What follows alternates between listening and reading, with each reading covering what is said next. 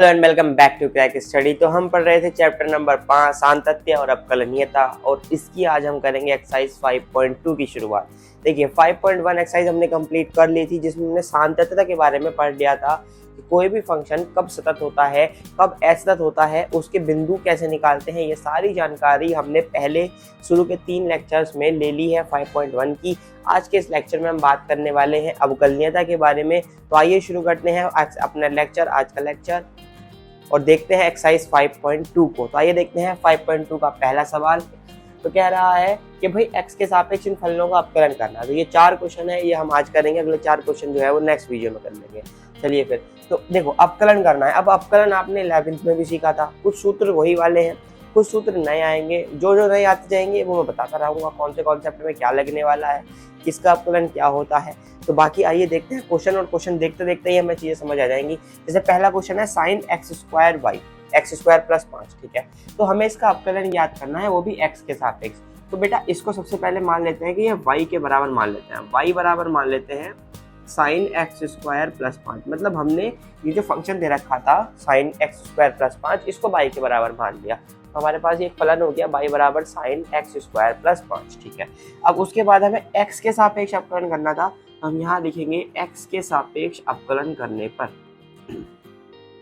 X के सापेक्ष अवकलन करने पर, जैसे ही हम इसको एक्स के सापेक्ष अपकलन करेंगे तो अवकलन का मतलब होता है डी अपॉन डी, है ना। अपकलन का चिन्ह होता है डी अपॉन डी।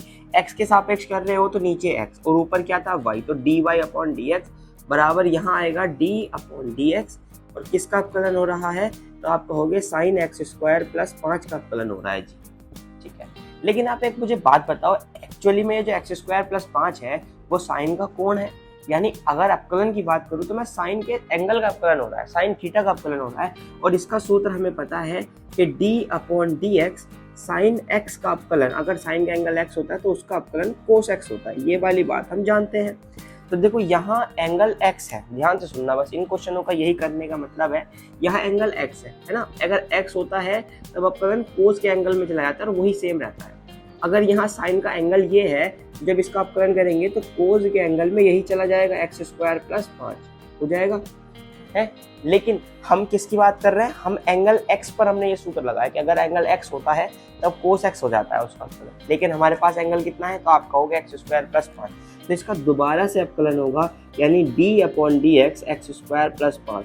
देखिए अवकलन तब तक होगा जब तक x में ना मिल जाए, यानी जैसे यहाँ एक्स स्क्वायर प्लस 5 है तो इसका अपकलन दोबारा से होगा। अब यहाँ एक्स स्क्वायर है तो इसका अपकलन फिर से x तक होगा, ठीक है। अगेन यहाँ साइन एक्स दे रखा है एंगल में, तो साइन एक्स का दोबारा होगा। वहाँ ए एक्स प्लस बी दे रखा है तो ए एक्स प्लस बी का दोबारा होगा। वहाँ टेन अंडर रूट एक्स दे रखा है तो टेन अंडर रूट एक्स का दोबारा होगा। क्योंकि हमने इन सब के जो सूत्र पढ़े हैं वो ऐसा पढ़ा है कि साइन एक्स का अपकलन, कोस एक्स का अपकलन, सेक एक्स का अपकलन या टेन एक्स का अपकलन।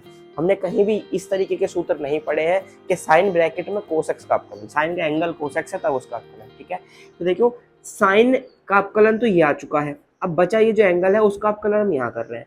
तो साइन का अपकलन तो आ गया कोस एक्स स्क्वायर प्लस 5। अब इस एंगल का अपकलन कर रहे हैं तो आपने एक और सूत्र पढ़ा है अपकलन का, क्या होता है बेटा, एक और याद करो मेरे साथ, डी अपॉन डी एक्स। अगर एक्स की पावर में कुछ हो तो उसका अपकलन होता है पावर आगे आ जाएगी और पावर में से एक कम हो जाएगा, ये इसका अपकलन होता है। अगर हम यहाँ अप्लाई करें तो ये जो डी अपॉन डी एक्स है, यहाँ 2 पद दिखाई दे रहे हैं, एक एक्स स्क्वायर और एक 5, तो डी अपॉन डी एक्स अलग अलग चला जाएगा। मतलब अगर मैं डायरेक्टली कहूँ तो ये हो चुका होगा d upon d x x square और plus d upon d x 5 का अपकलन। अब 5 एक संख्या है या कह लो एक अचर है, तो डी अपॉन डी एक्स एक और सूत्र है कि अगर किसी अचर का अपकलन करते हैं तो वो शून्य होता है, ठीक है। किसी भी अचर का अपकलन शून्य होता है। तो अगर मैं ये कंडीशन यहाँ पे अप्लाई करूँ तो ये हो चुका होगा कोस एक्स स्क्वायर प्लस 5, इससे तो छिड़कानी होगी नहीं। एक्स स्क्वायर का अपकलन पावर आ गया, ये पावर में से कम 2 और ब्रैकेट 2x, मतलब 2 पावर आगे आ गई तो 2x और x में से एक कम हो जाएगा, 2 - 1 यानी कि 1, यानी कि 2x बचा। और प्लस 5 का अपकलन क्या हो गया, तो आप कहोगे जी 0 हो गया। तो यानी हमारा जो आंसर आया वो ये आ गया जी, d y upon d x का जो मान है तो क्या प्राप्त हुआ, ये प्राप्त हो गया जी। क्या प्राप्त हुआ, cos x square plus 5 into 2x। तो ये अपकलन आया साइन एक्स स्क्वायर प्लस 5 का। एक बार फिर से समझ लो, अगर डायरेक्ट अपकलन साइन एक्स का होता तो बेटा कोस एक्स आंसर था, बट इसमें एंगल अलग है। जब भी अवकलन में एंगल x के अलावा कुछ भी होगा तो उसका दोबारा से अवकलन किया जाएगा। यहाँ एंगल दूसरा था इसलिए अवकलन करा। सूत्र कौन कौन से लगे हैं, तो sin x का अवकलन cos x होता है, ये लगा है।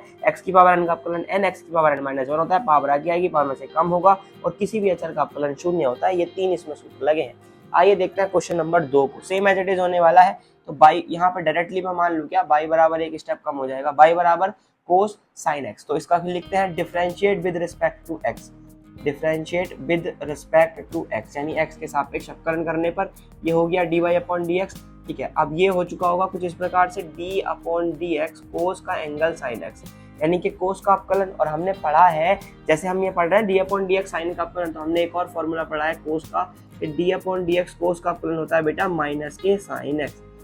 ठीक है, आई होप आपको पता नहीं होगा तो यहाँ से समझ लीजिए, साइन का अवकलन कोस होता है, कोस का माइनस साइन होता है, कोस का उल्टा होता है। तो अगर मैं यहाँ से बात करूँ तो ये हो जाएगा माइनस के साइन, और एंगल एक्स है, लेकिन यहाँ क्या है क्वेश्चन के अकॉर्डिंग साइन एक्स, तो यहाँ आएगा साइन इंटू साइन एक्स। अब मैंने कहा था कि अगर एंगल एक्स नहीं है, क्या कह रहा हूँ मैं बार बार बोल रहा हूँ, अगर एंगल एक्स नहीं है तो उस एंगल का दोबारा से अवकलन होगा, यानी d upon d x sine x दोबारा से होगा। और साइन एक्स का अवकलन आपने अभी अभी लगाया है, क्या होता है, कोस एक्स। ठीक है, तो ये आपका आंसर आ जाएगा साइन का एंगल साइन एक्स और इंटू इस वाले साइन एक्स का अवकलन कोस एक्स। तो ये आ गया d y upon d x का मान। ठीक है, क्वेश्चन नंबर 2 के लिए डी वाई पे डी एक्स ये आ गया। चलिए अब देखते हैं क्वेश्चन नंबर 3।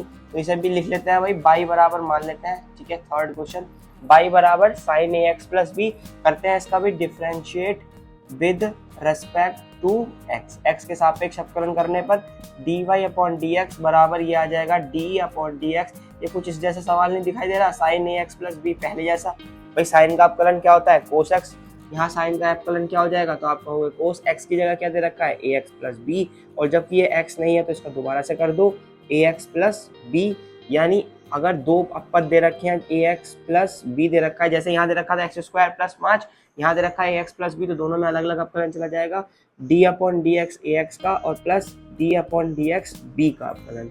अब फिर से देखो, बी तो अचर हो गया, अचर का अवकलन क्या होता है, शून्य होता है। ठीक है, तो ये तो हो जाएगा अपना कोस ए एक्स प्लस बी, और यहाँ से ए और एक्स है तो ए की गुणा होगी तो ये बाहर ले लो, और एक्स का अवकलन क्या हो जाएगा, तो आप कहोगे 1 हो जाएगा, और प्लस ये क्या हो गया 0। तो इन दी एंड आंसर आ गया a cos a x plus B.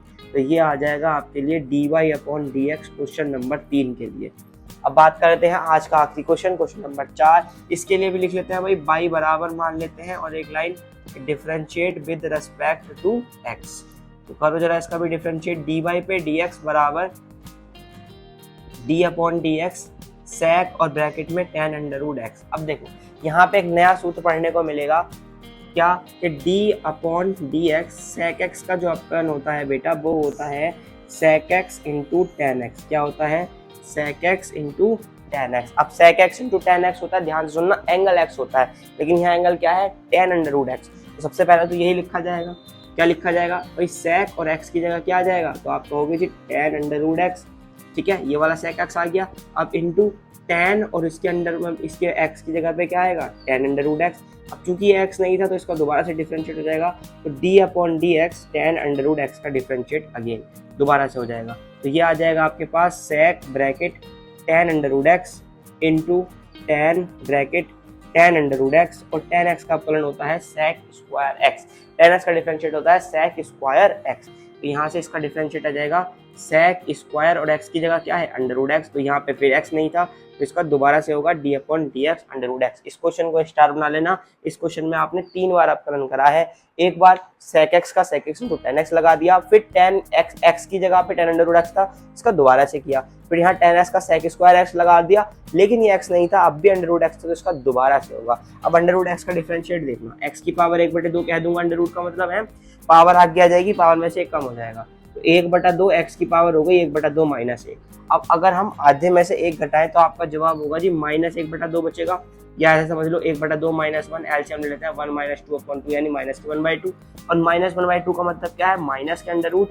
इस माइनस 1/2 को प्लस करने के लिए हम ऐसे लिख सकते हैं क्या, 1 अपॉन एक्स की पावर 1/2, या ऐसे लिख सकते हैं क्या 1 अपॉन अंडर रूट 2x है, ऐसे लिख सकते हैं 1/2 अंडर रूट एक्स, तो इसकी जगह पे आ जाएगा 1/2 अंडर रूट एक्स, यानी इन दी एंड यहाँ पे मैं कहूँ तो डी वाई पे डी एक्स का मान इस क्वेश्चन के लिए आएगा sec bracket tan under root x into tan bracket tan under root x और into sec square under root x और इंटू 1/2 और यहाँ बटे में आएगा under root x 1/2 root x. तो ये आपका आंसर आ गया डी वाई पे डी एक्स का क्वेश्चन नंबर 4 के लिए। उम्मीद करता हूँ आपको चीज़ें समझ आई होंगी, अवकलन करना आप सीख चुके होंगे। जब अवकलन के फॉर्मूलाज याद कर लीजिए, कुछ खास नहीं है, साइन एक्स का, कोस एक्स का, एक्स की पावर एन का और साथ ही साथ सेक एक्स का, ये 4-5 फॉर्मूले आज यूज हुए हैं। तो अगर आपको लेक्चर अच्छा लगा है तो लाइक कर दीजिए, शेयर कर दीजिए अपने दोस्तों के साथ, और ऐसे ही लेक्चर्स देखने के लिए क्रैक स्टडी को सब्सक्राइब कर लीजिए। तो मिलते हैं नेक्स्ट लेक्चर में, तब तक के लिए अपना ध्यान रखिएगा। Take care, bye bye, see you.